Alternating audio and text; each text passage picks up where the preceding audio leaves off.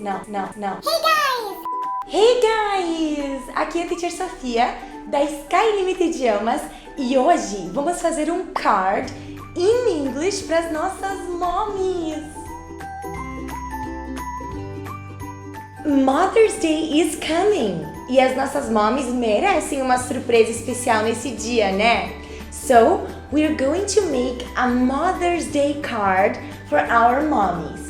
E guys, essa atividade vocês podem fazer junto com o daddy ou com a mommy, porque é muito legal, é uma atividade super divertida e super legal de fazer, tá?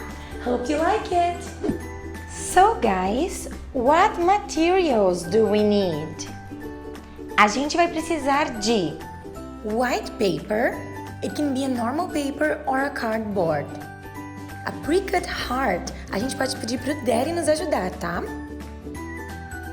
A tape, paint, in whatever colors you want, guys. A teacher escolheu pink, white e o red, mas vocês podem escolher a color de paint que vocês quiserem, tá?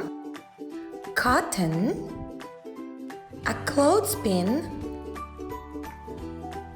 a plastic plate for the paint. Fold the paper like this.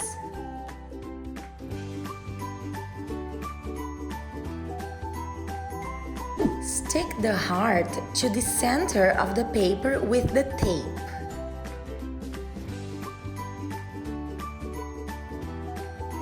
Make 3 cotton balls with the cotton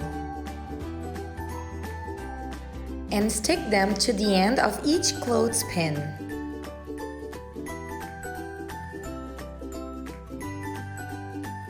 Put some paint on the plastic plate, pink, white, and red. Now, dip the cotton into a paint color and dot the paper, little by little.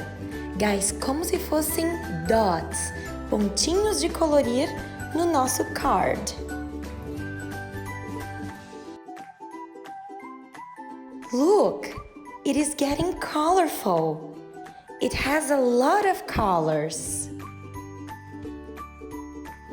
Cuidado, guys, be careful pra gente usar a mesma color de cada cotton. Dots, dots, dots for our mommy.